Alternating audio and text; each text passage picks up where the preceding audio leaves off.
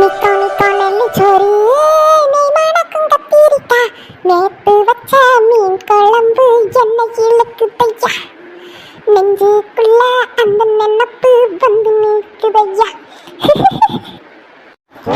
எவ்வளவு நாளாச்சு இப்படி மண் சட்டியில மீன் குழம்பு வச்சு அதுவும் விறகடுப்புல சமைச்சு சாப்பிட்டு. ரொம்ப ருசியா இருக்கும் மீன் குழம்பு.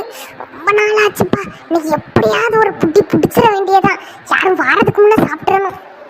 ஏட்டி சகுந்தலா, எங்கேயோ நல்ல மீன் குழம்பு வாசனை எடுக்கு பத்தியா? நல்ல மணக்குது டீ. எங்கன்னு தான் தெரியல பத்துக்க. ஆமா டீ, நல்ல மணக்கு கேட்டியா? இது வேற ஒன்றும் கிடையாது டீ. இந்த பக்கத்து வீட்டு கோமலா கிளவிதான் மீன் குழம்பு வச்சிட்டு இருக்கோன்னு நினைக்கேன். அது வைக்க மீன் குழம்பு தான் அவ்வளவு ருசியாட்டு மனமாட்டி இருக்கும் பார்த்துக்க. வா நம்ம ஒரு 8 போய் பார்த்துட்டு வருவோம். கிளவி இல்லாத நேரத்தில் பார்த்து மீன் குழம்பு களவாண்டுருவோம் டீ. சரி சகுந்தலா கலை, வாங்க போவோம். பாத்தியாட்டி, நான் சொன்னேன் அந்த கோமலா கிளவி தான் மீன் குழம்பு வச்சிட்டு இருக்குன்னு. பாத்தியா, மண் சட்டியில வேற வச்சிருக்கு டீ. ரொம்ப ருசியா இருக்கும்னு நினைக்கேன். கிளவி உள்ள போற கேப்ல சட்டியோடு தூக்கிடுவோம் என்ன?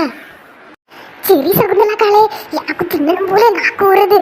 ரொம்ப டேஸ்டா இருக்கும் போல. மீன் குழம்பு ரெடி ஆயிடுச்சு. உள்ள போய் சாப்பாடு போட்டு வந்து சுட சுட மீன் குழம்பு சாப்பிடுவோம்.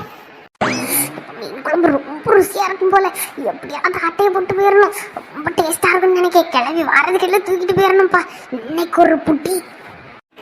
ஆமா சகுந்தலா காலே, இன்னைக்கு ஒரு புட்டி தான் நமக்கு.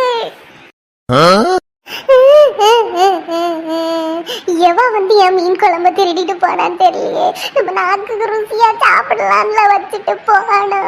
எவ்வளவு வந்து நம்ம மீன் குழம்பு திருடிட்டாலே. இவளுக்கு இதே வேலையாதான் திரிவாடுவா போல இருக்கு. கை கெட்டுனது வாய் கெட்டலையே.